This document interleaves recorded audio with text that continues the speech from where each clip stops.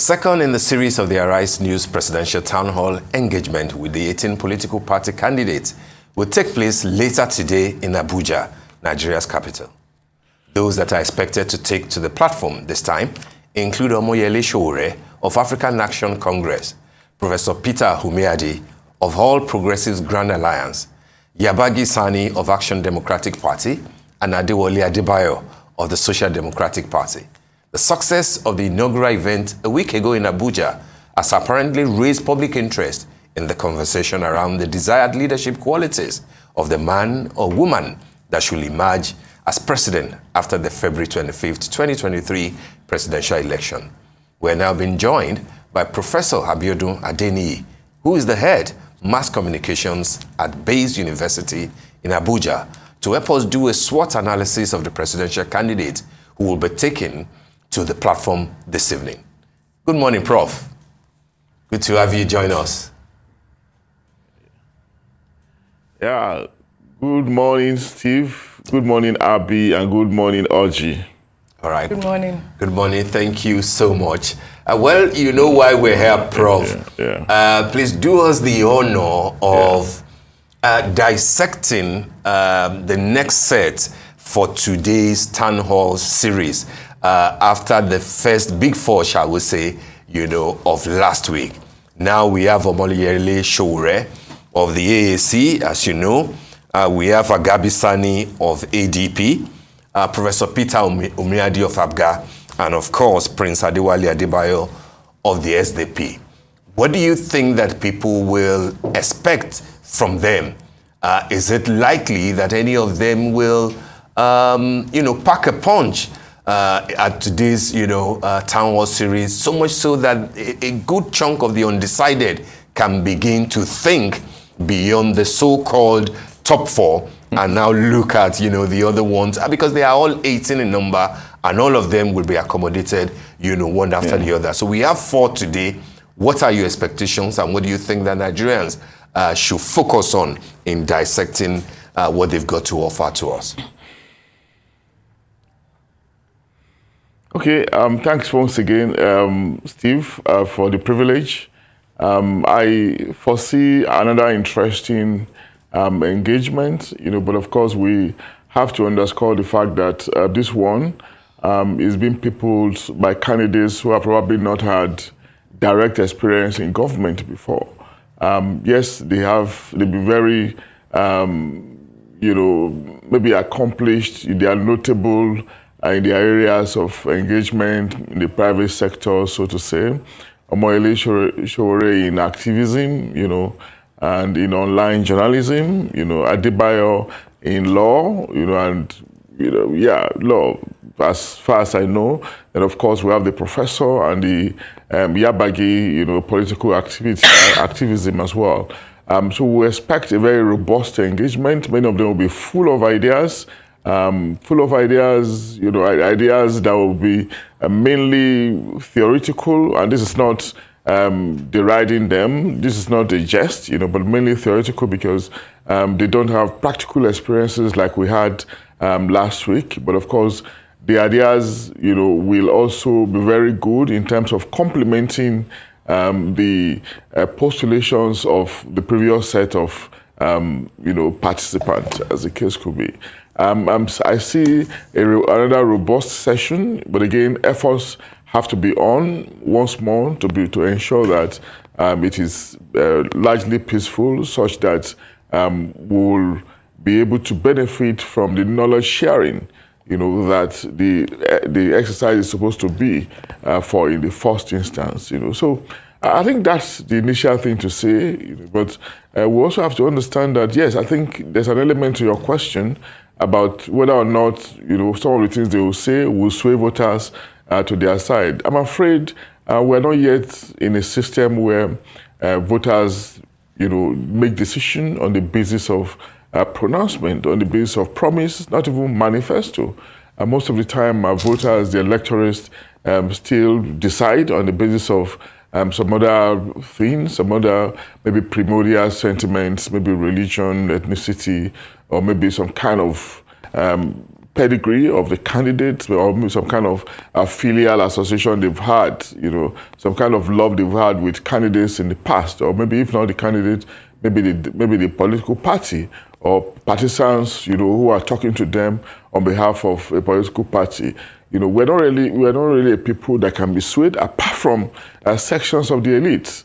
We're not really people that can be swayed by the quality of ideas of candidates, which is actually a downside of our democracy. But we also have to acknowledge that it's a growing process. It's a maturation process. Maybe at the appropriate time, ideas will probably begin to sway voters. But overall, we should expect an interested engagement. All right, Prof. Adeniyi, before we get into the SWOT analysis for today, I'm curious to know, did you by any chance get a chance to watch the first edition of the Presidential Town Hall series? And if you did, would you say that the submissions from the presidential candidates and the representatives we saw there lived up to expectations, in your opinion? Well, I thought they tried, they did their best. Do not forget that pronouncements, the things that individuals volunteer often come from largely from their personal experiences, And of course, personal experiences is an aggregation of the things that you learned in school, the experience of others, and of course, what you have also gained from a participatory position. So we have individuals who have some very rich background in politics, in governance, and one of them still in government. That's the Delta State governor, that is. So they did their best. Of course, there were limitations, no doubt. And I think I mentioned it earlier on. For Peter Obi, always very volunteering, always very expressive and confident to render his ideas on solutions to the myriad of problems bedeviling this country. And I also said at some point that the time has come, because he talks often, the time has come for him to enlarge the range of his consultation, of his researches, so that he would not run the risk of repeating himself, And the campaign will still have a long time for the campaign to end, So he did well as usual, and of course I expect him to continue to do well too, in terms of leveraging particularly on his background, on his pedigree as a Anambra State governor, and of course on his pious pattern and strong character disposition, in expressing himself. Then Governor Okowa too, yes, he spoke from the position of a state official, using his experiences as a governor, and that's what we expect anyway. The same thing that the governor of Kano, former governor of Kano State, did. But again, I mentioned that it is important that they begin to look away from the Kano enclave and try to, expand its scope of appreciation, because Nigeria is not limited to Kano. It's popular. Being popular in Kano cannot give him the presidency. But in terms of understanding of the problems of this country, he did well. And of course, Kola Abiola wasn't bad. He hasn't been in government before, but he has a rich private sector experience from an illustrious heritage. He did his best, but of course, limited by the understanding of some of the problems of this country. He was, I saw that he was a little bit reductionist in saying that the problem of insecurity is largely caused by the absence of a meeting. And I was wondering how, because there are so many reasons around insecurity in this country. There's the question of overpopulation. There's the question of infiltration of the system by light and small arms. There's the question of dwindling resources. And of course, the agencies, security agencies, are overwhelmed. And what about illiteracy? What about the breeding of nihilism? So many issues that one would have expected him to talk to. But again, that does not mean that he didn't do well. He did well, because these people deserve some level of commendation, for the courage to come out at all, to be, people who will take us out of the woods, or maybe people who will take us to the next level. They deserve that commendation at that level, and it may not be too nice, to talk down them. But we are saying that in volunteering, in being forthcoming, there are still some more efforts, there are still some more things that they can do to improve on their performances. All right. While we're still on last week's town hall, many would say that, the series was successful. It went viral, although some people have said that they would have preferred that the presidential candidates themselves should be the ones engaging with Nigerians instead of proxies, citing the case of Governor Ifeanyi Okowa representing Atiku. And also the Labour Party's candidate Peter Obi, has said that he will no longer participate in programs aimed for presidential candidates that feature representatives instead. Now, what do you make of that particular case of Peter Obi? And would you agree that the success of the inaugural event has raised, public interest, in the conversation around the desired leadership qualities of the next Nigerian president? Oh, yes, Oji, in times like this, there will be some kind of exchanges, some kind of management of nit-picking reproofs. And of course, we are going to be having reactions and counter-reactions, some of these controversial processes that sometimes border on ego and how individuals or parties or groups protect their pride and prestige, And that's why I'm not going to be critical of Labour Party's stance, for instance, because, they may just be reacting to the fact that, they too are not a small party, and they can as well decide to turn their vice presidential candidate, who is equally as competent, but because out of respect for the organizers of the town hall, their president came. So they expect a replication from other political parties, And let's not also forget that we are in a democracy, and if democracy is about choices and individuals, voters are making their choices, even the actors themselves, the political parties, politicians, they should also be free to make their choices. All we need to do is just to be mutually tolerant, and power on therefrom, without necessarily looking at the decision of one party or as against the other. And of course, there were parties who didn't even come and who have also said they are not going to come. Of course, they too also have their own reasons, Whether or not these reasons are defendable, whether they are reasonable, is a different question, But we're going to continue to have these back and forth. But what is important, and I think what we're trying to express by these town halls and by these debates, is for politicians or candidates to be very, very engaging, to come volunteer their thoughts. What promise do you have for the people? What are the potentials that you are bringing, that you are preaching, and how do you want to go about, making them successful? How do you want to go about executing and implementing them for the general good of all? Do not forget, again, that the process of ideation, leads to action. And when there's action on the ground, successes or success can be better guaranteed. But when we stomach these things, when we refuse to volunteer this information, then of course we cannot test the possibility of the ideas succeeding. And that's the idea, that's the philosophy behind the invitation to town halls, to debates, etc., etc. It's a learning curve, no doubt it's a learning process. We also hope that, yes, while we're doing our own bit, we also hope that the politicians will continue to heed the call and not resort to different kinds of argument as to stay away from this kind of opportunities. But the best that can be done is to continue to appeal moral suasion. It can hardly be enforced because we are in plural times where opportunities are plural, where choices are there. But other than appealing, I'm afraid we may not be able to go further. Oji, thanks. That's what I think. All right, Prof. I'd like you to touch on what you consider to be the strengths and the opportunities that are available, via this platform for all the candidates that will be on the platform this evening. We know Shure, to be an activist. We know Professor Umeadi, with the sort of ideas that he has. Prince Adebayo, for example, has said so many things that are good on paper, but then people are like, would he have the kind of structure, to back it up, if he's given the opportunity? So I'd like you to speak to the kind of strengths and the opportunities that each of the candidates have.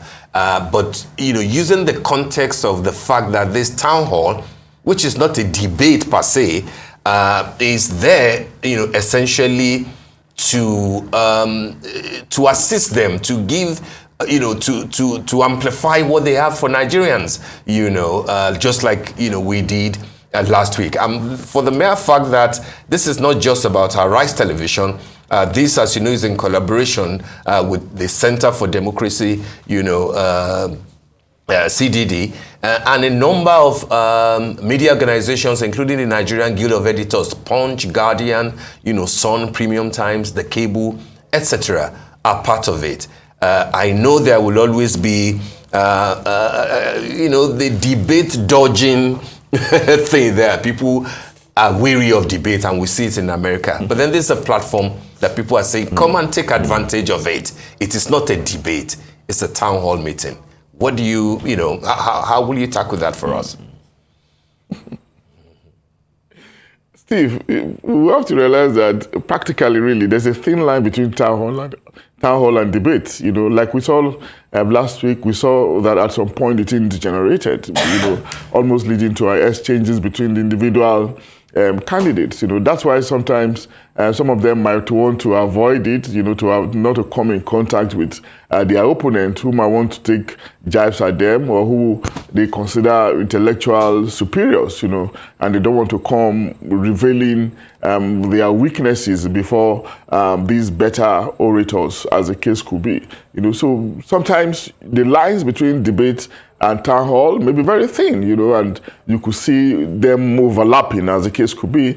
But that does not mean that, we shouldn't continue with a pattern in which we want to define it. But just for us to put things in context before you answer your very important question, yes, Sowore is a well-known person, aside the fact that he's an activist, then his brand of online journalism as well. There's sometimes you think that, he fights in a way that he puts himself on arm's way most of the time, and it shows his level of courage, the fact, his level of commitment, maybe to nation building, maybe in the expression of his patriotism, maybe in the expression of his nationalism as well. For somebody to seem to have conquered fear the way he appears to me to be, then of course there must be something about that person's love for the nation or for the society that he belongs to. But at the same time, you want to say that there's wisdom in being cautious in the way you fight. And of course, one way of fighting in the way I think again is coming out to say he wants to be president of this country. This is his second attempt, So I think he deserves some courage in there. Some commendation in that area. But you cannot take away the fact as well that he's a very intelligent person. He has a good grasp of some of the issues, some of the problems, solutions to some of the problems bedeviling us. And I expect him to bring that to bear again this evening, because anytime you listen to him, you'll be wondering, is it really Sowore that is talking? Because you want to think that he doesn't have those ideas, but whenever he renders those thoughts, you feel some level of commendation for his good grasp of the problems, So once more, I think he will bring down that to bear. But again, we need some level of civility, some level of mutual respect for each other, so that it could just be clean ratiocination. And it shouldn't be allowed to degenerate, It should be an elegant, civilized exchange or rendition of ideas among people who want to lead this country, So that's it for Sowore. Then, of course, there's another brilliant person. I listened to him several times. In fact, one of the most brilliant among the pack of presidential aspirants we have, the SDP presidential candidate, Mr. Adeniyi, subtle, but very, very effective. I'm sure he has done well in law before he just came up to be a politician. And he's one person that, ordinarily, even if he doesn't win at the end of the day, you will expect that the person who eventually wins should be looking in the direction of some of those kind of candidates, because of the quality of ideas they have expressed, while contesting to be president of this country, and that's it. It's also something reputable for him to be running on the platform of a very popular party, one that has a rich history, as the case could be, Steve. Then, of course, Prof. Umeadi, I'm not too sure that he's as popular as the other candidates in the media, but of course, by his status, by his professional status, I do not expect him to do any less, and of course, maturity is going to be on his side as well. And his ideas will definitely be robust, even going by his regular, ordinary status. But in terms of media portrayal, I'm not sure he's on the same page or he can pair with the rest of the candidates.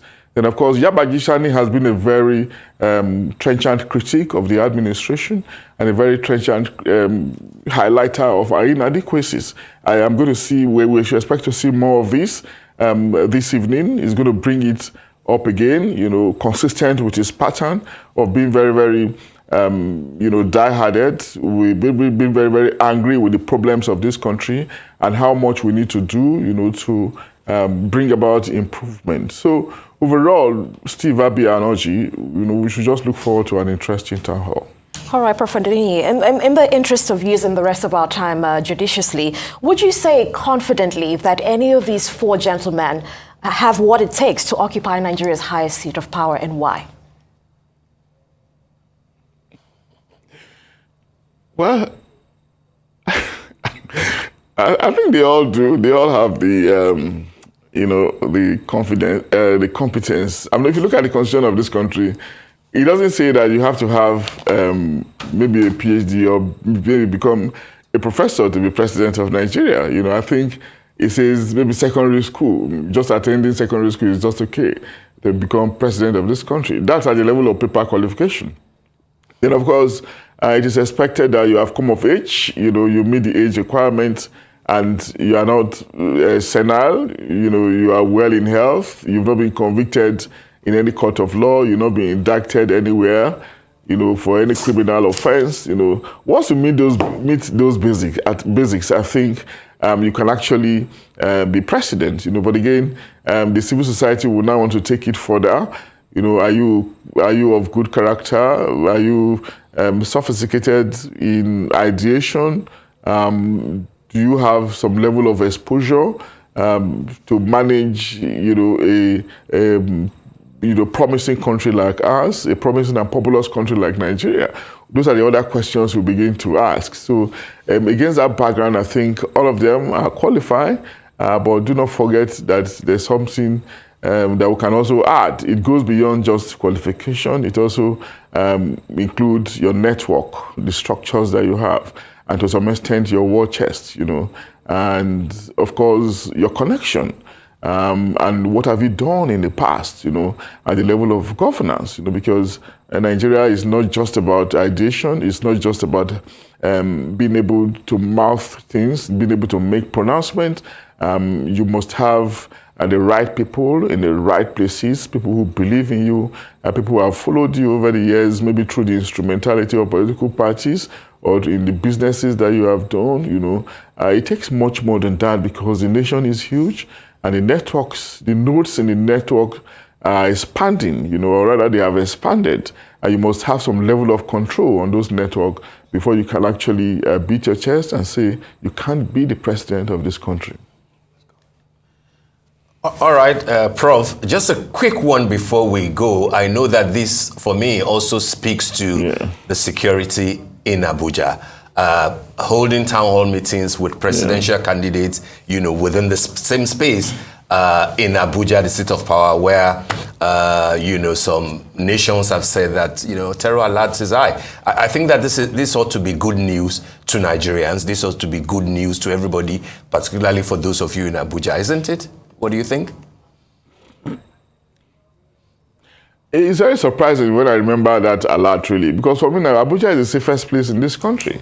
And I don't know the kind of terrorists that will come and shake us, when try as they did for 9, 10, 11 years, in far-flung Borno State, they couldn't take Maduguri over, they couldn't take Yola over, they couldn't take Gombe over, far-flung places. Then how much is it Abuja they will now be able to suppress? So it just beggars belief. But I don't want to jump into conclusion. But they probably know what we don't know. But there are still some more explanation that we need to have for us to think that or to ever imagine that Abuja is not safe.